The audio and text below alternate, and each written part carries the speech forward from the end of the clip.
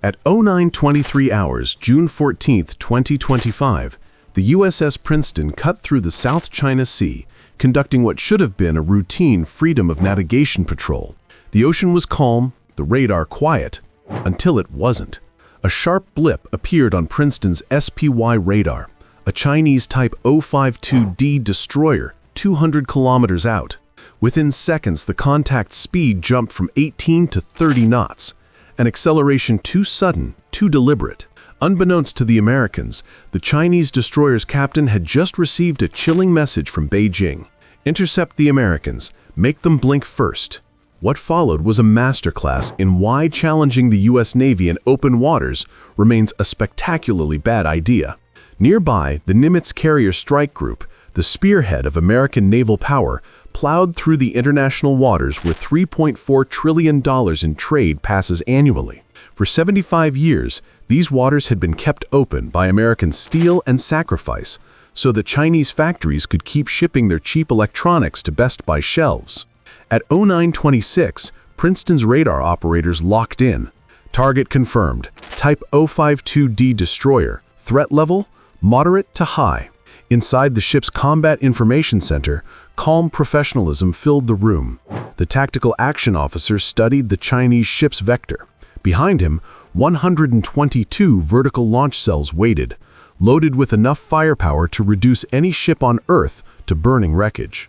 The radar's digital eyes painted every contour of the Chinese vessel. At current speed, she'd reach weapons engagement range in 17 minutes. The math didn't favor Beijing. Her YJ-18 anti-ship missiles could cover the gap in under 4 minutes, but Princeton's SM-6 interceptors could reach 240 nautical miles and destroy them mid-air before the Chinese missiles even tasted salt spray. At 09:29, the captain asked a simple question: what's their probable intent? The response came back cold. At this heading, they'll be within weapons range in 14 minutes. The recommendation? Go to general quarters. But the captain smiled. Let's see how badly they want to embarrass themselves first. All around, the South China Sea was alive with civilian life. 46 merchant vessels within 50 miles, tankers, cargo ships, a Singaporean container vessel heavy with semiconductors, and a South Korean LNG tanker worth nearly $200 million. Every one of them depended on the American fleet's presence.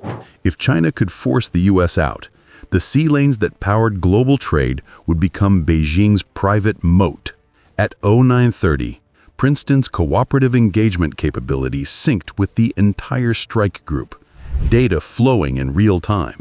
The USS Nimitz, a 104,000-ton floating city, adjusted her course.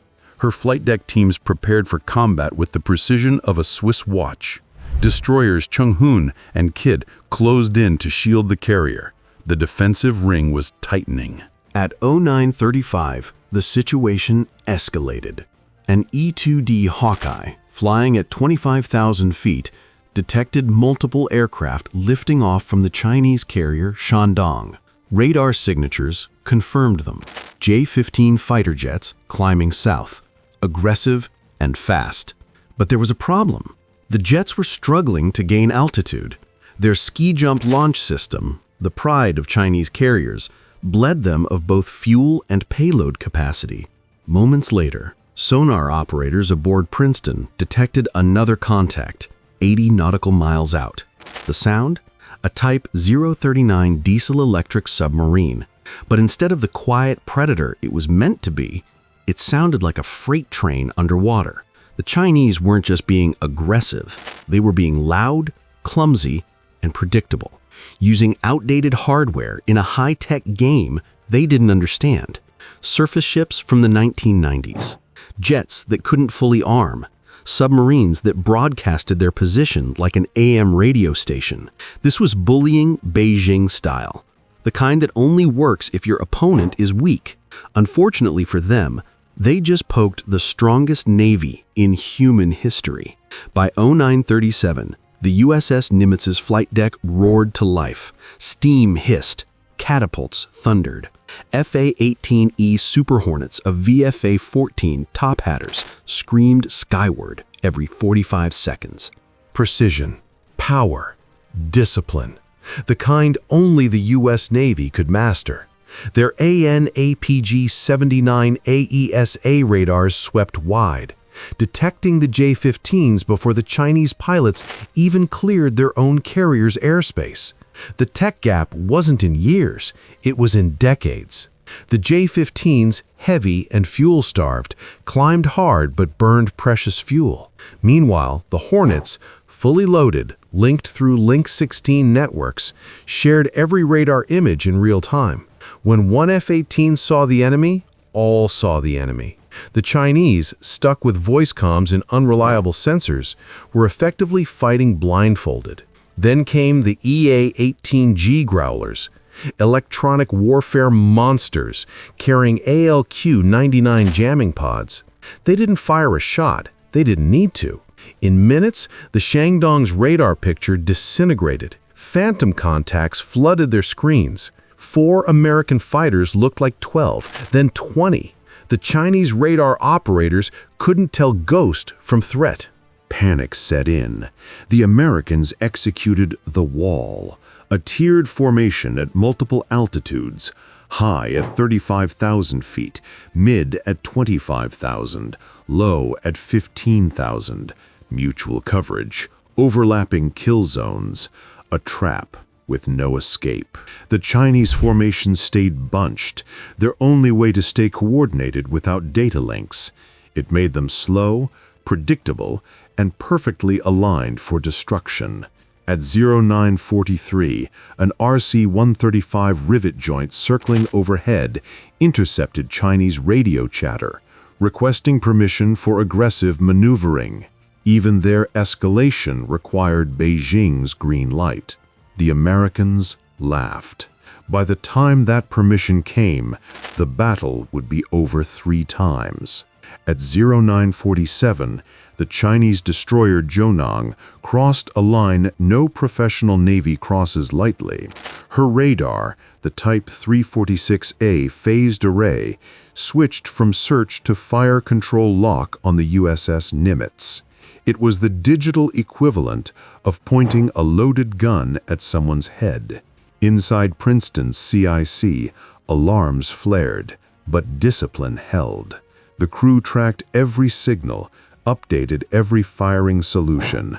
One order, and SM-6 missiles would have turned Zhonang into a burning reef. For 30 seconds, the Chinese ship held that lock. Then, it broke off, a coward's bluff. Meanwhile, in the air, one reckless J-15 pilot dove toward an F-18, trying to buzz him. The American rolled inverted, sliding effortlessly into the Chinese fighter's 6 o'clock. His helmet-mounted sight showed a perfect firing solution. The Chinese jet's twin engines glowing bright in infrared. One squeeze of the trigger, and the J-15 would have vanished in fire. But he didn't.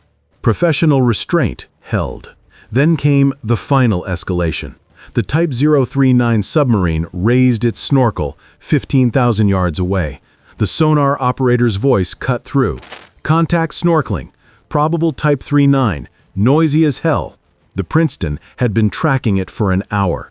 One Ace Rock torpedo away from extinction. Chinese naval coordination had officially collapsed. A carrier to the northwest. A destroyer to the west. A submarine to the southwest. All boxed in, all doomed if shooting started. At 14:30 hours, the Nimitz launched everything that could fly. 48 aircraft tore into the sky in the largest single show of air power in years. Growlers jammed every frequency. Hawkeyes watched from above. Super Hornets streaked through the clouds, armed and ready. Chinese radar screens turned into chaos. Their operators stared at electronic ghosts, unable to tell what was real. And then, the final humiliation. From the depths rose a Virginia-class attack submarine that had been shadowing the Chinese fleet for 8 days, undetected. At 1547, it surfaced just 6 nautical miles from the Shandong. Chinese lookouts froze. They could see her with the naked eye. If this had been war, their carrier would already be at the bottom. The submarine commander surfaced purely for effect. Water cascaded off the black hull as cameras on every Chinese ship captured the moment. American dominance made visible. 90 seconds later, she slid back beneath the waves. Silent, invisible, gone. The message was clear.